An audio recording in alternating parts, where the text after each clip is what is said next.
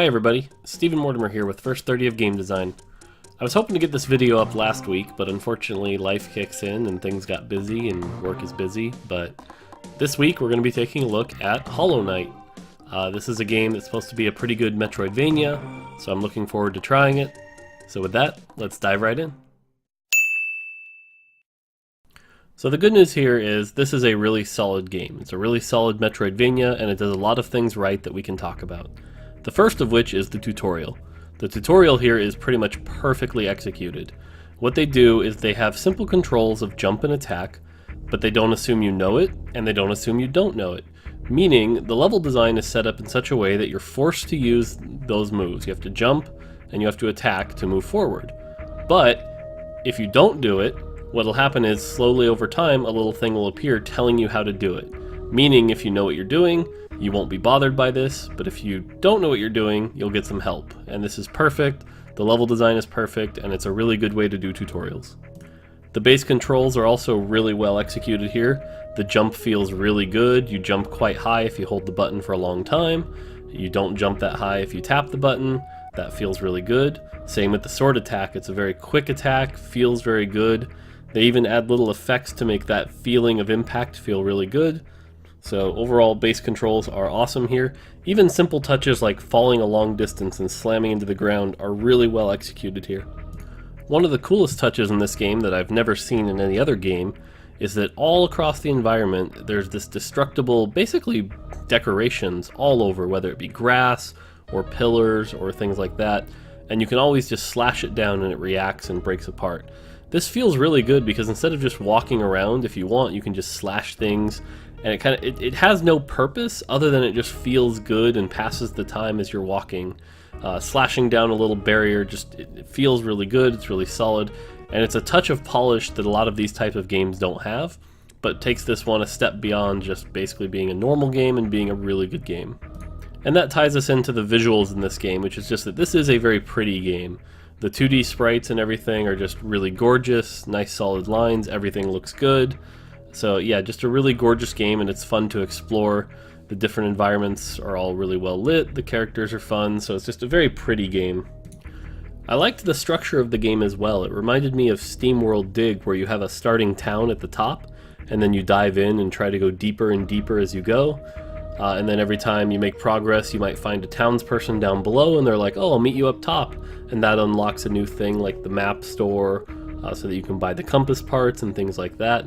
So this is a really cool structure that feels good because each time you go down, you're making further and further progress, which has got that sort of exploration aspect that's really important to a Metroidvania. The map was also really well done here too. What's really cool about the map is you press the button to bring out the map, and it puts it up in front of your screen, but it doesn't actually pause the gameplay.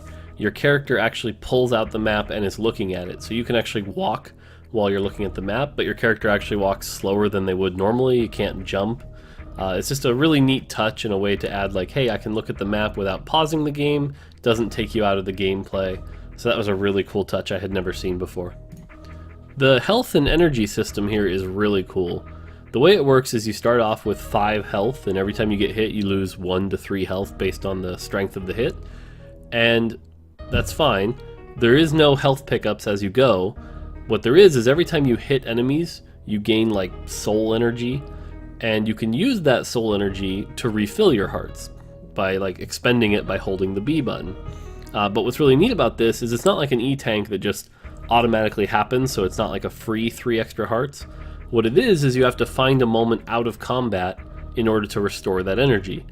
This plays really well in like a boss fight where you get hit and you might have that soul energy, but it's hard to find a moment to actually spend it and gain the health back. So this was a really cool, rewarding system. Made the game a lot of fun to try to stay alive and dodge those attacks and things like that. The pacing was also top-notch. I always talk about how games should have a boss battle in the first 30. This game had sort of a mini-boss, and then it had a major boss. And what was cool is that the mini-boss actually taught you some of the things that the major boss was going to do. The major boss was just a bigger version of that mini-boss, and so you kind of knew some of the attacks to expect. But the boss was very satisfying. It was very simple designed. It only had 3 or 4 different attacks, but it felt really good for a first boss. It felt good to overcome that challenge, And again, for a first 30, that felt really good.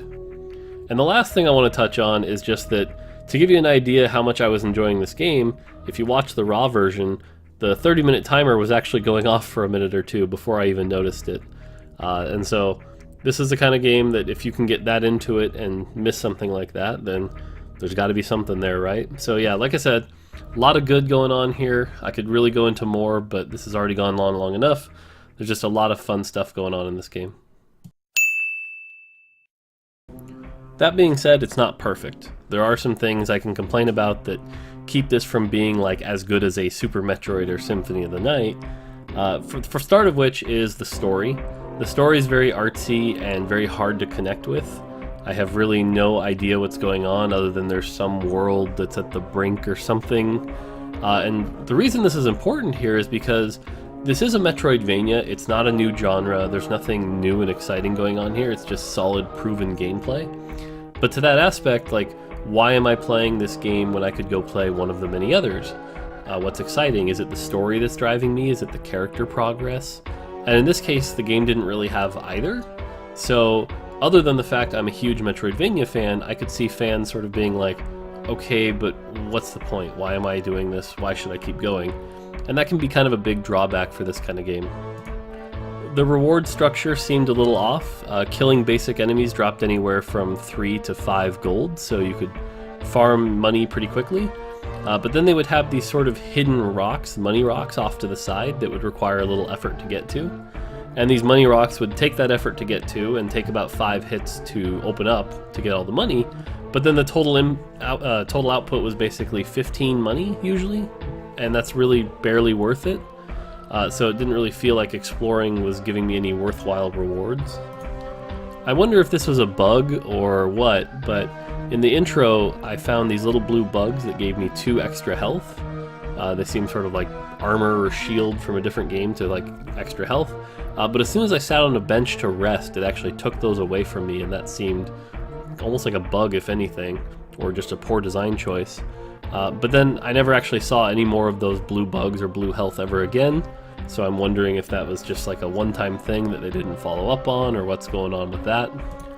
I'm not for sure that this is a bad thing, but I want to call it out anyway. Whenever you hit something with your sword, be it a wall or an enemy, you're knocked back a bit, and that often didn't feel that great to me. It could be a preference thing, could be just I'm used to the fact that games don't usually do that. But it also does add to the impact of actually striking an enemy. It also creates distance between an enemy, which for a melee attack can be important. So I'm not sure it's bad, but it definitely takes some getting used to. There's a badge system going on here where you find badges that you can equip, giving you extra abilities. But the few badges I found in the early game were very obvious and simple. Things like, oh, you get more energy when you hit enemies, or sometimes when you get hit, you'll hit the enemies back. They didn't really seem transformative to gameplay or anything like that. They weren't very interesting. And so I almost wonder if the game would be stronger without them, unless there were going to be a bunch more of them at later points. Like, I don't know, at least in the first 30, the system wasn't proven to be interesting or exciting.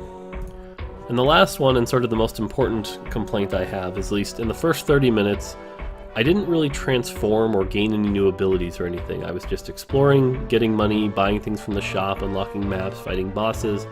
But in this type of game, you want to feel that progress in the first 30 minutes. And so without feeling that progress, it's sort of like, I'm kind of wandering around, not really accomplishing anything. Whereas that power-up, that transformative state of like Super Metroid unlocking new abilities, that's what makes you feel like you're making progress. And so without that here, that was kind of a big bummer for me. In the end, and I said this at the beginning, Hollow Knight turns out to be a really solid Metroidvania. It's not the best ever, and it's not going to live up in the greatest of all times. It's no Super Metroid, it's no Symphony of the Night. But it lives right along up there with a lot of the newer ones that are always like, it's the proven gameplay and it's solid, but it's not perfect. It reminds me a lot of like a Guacamelee or an Ori and the Blind Forest, where it's got its faults, but overall it's a lot of fun. So if you're a fan of the genre and you're looking for another one, this game's great. You should check it out. If you don't like this kind of game, there's not going to be anything here for you that's going to be like, oh, now I get Metroidvanias, now I understand. It's just, it is what it is. And so, again, as I mentioned, I'm a fan of this kind of genre, so for me, this game's definitely like a B plus kind of thing, at least for the first 30. So I'm definitely going to play a lot more of it and see what's going on after that. But again, nothing revolutionary going on here, just a really solid, good title. And if you're looking for that, then definitely pick this up and give it a try and see what's after the first 30.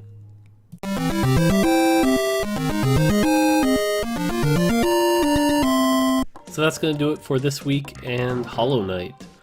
Since I recorded the first 30, I've played about 3 or 4 more hours now. I'm in like the 3rd area, and my conclusions are pretty much right on. It's a pretty solid Metroid-vania game. There's some clarity issues where sometimes it's hard to see what's going on in relation to like the background versus the gameplay, but otherwise pretty solid. The one thing I do want to correct is that I gave the game crap for not giving you any real meaningful progression.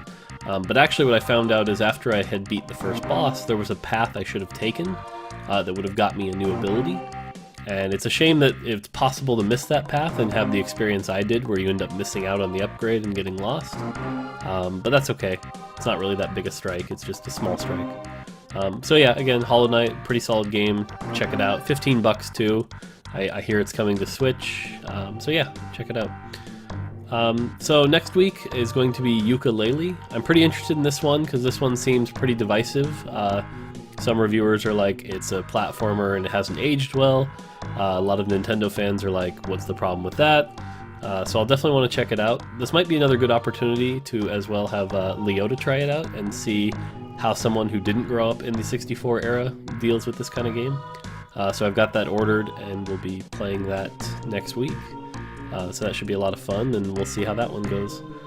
As always, if you've got any recommendations or games, I'm still pretty open to them. And as always, like, subscribe, and help pass this channel around, trying to grow it. So yeah, that's going to do it. So until next time, as always, take it easy.